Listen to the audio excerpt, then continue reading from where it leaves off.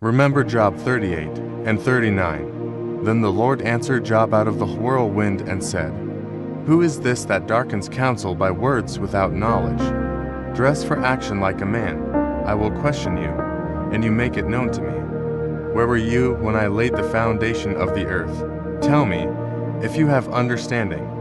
Who determined its measurements, surely you know, or who stretched the line upon it? On what were its bases sunk, or who laid its cornerstone?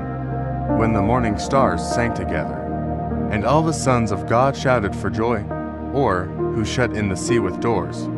When it burst out from the womb, when I made clouds its garment, and thick darkness its swaddling band, and prescribed limits for it, and set bars and doors, and said, Thus far shall you come, and no farther, and here shall your proud waves be stayed. Have you commanded the morning since your days began, and caused the dawn to know its place, that it might take hold of the skirts of the earth, and the wicked be shaken out of it? It is changed like clay under the seal, and its features stand out like a garment. From the wicked their light is withheld, and their uplifted arm is broken. Have you entered into the springs of the sea, or walked in the recesses of the deep? Have the gates of death been revealed to you? Or have you seen the gates of deep darkness?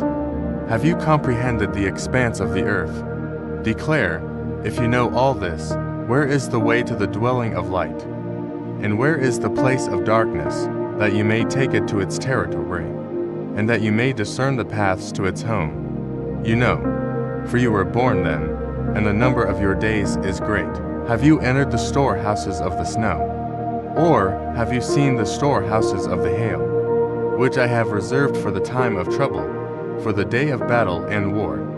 What is the way to the place where the light is distributed, or where the east wind is scattered upon the earth? Who has cleft a channel for the torrents of rain, and a way for the thunderbolt, to bring rain on a land where no man is, on the desert in which there is no man, to satisfy the waste and desolate land, and to make the ground sprout with grass?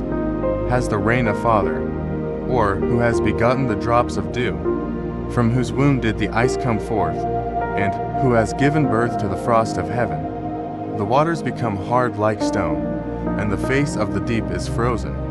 Can you bind the chains of the Pleiades, or loose the cords of Orion? Can you lead forth the Mazzaroth in their season? Or can you guide the bear with its children? Do you know the ordinances of the heavens? Can you establish their rule on the earth? Can you lift up your voice to the clouds, that a flood of waters may cover you? Can you send forth lightnings, that they may go, and say to you, Here we are? Who has put wisdom in the inward parts, or given understanding to the mind? Who can number the clouds by wisdom, or who can tilt the water skins of the heavens? When the dust runs into a mass, and the clods stick fast together, can you hunt the prey for the lion, or satisfy the appetite of the young lions? When they crouch in their dens, or lie in wait in their thicket, who provides for the raven its prey? When its young ones cry to God for help, and wander about for lack of food, do you know when the mountain goats give birth?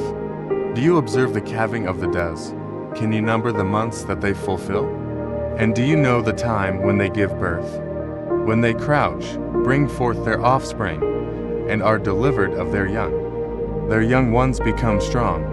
They grow up in the open. They go out and do not return to them. Who has let the wild donkey go free? Who has loosed the bonds of the swift donkey? To whom I have given the arid plain for his home, and the salt land for his dwelling place. He scorns the tumult of the city. He hears not the shouts of the driver. He ranges the mountains as his pasture, and he searches after every green thing. Is the wild ox willing to serve you? Will he spend the night at your manger? Can you bind him in the furrow with ropes? Or will he harrow the valleys after you? Will you depend on him because his strength is great? And will you leave to him your labor? Do you have faith in him that he will return your grain, and gather it to your threshing floor? The wings of the ostrich wave proudly, but are they the pinions and plumage of love?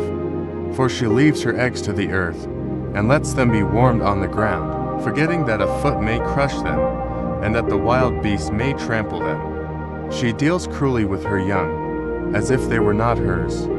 Though her labor be in vain, yet she has no fear, because God has made her forget wisdom, and given her no share in understanding. When she rouses herself to flee, she laughs at the horse and his rider. Do you give the horse his might?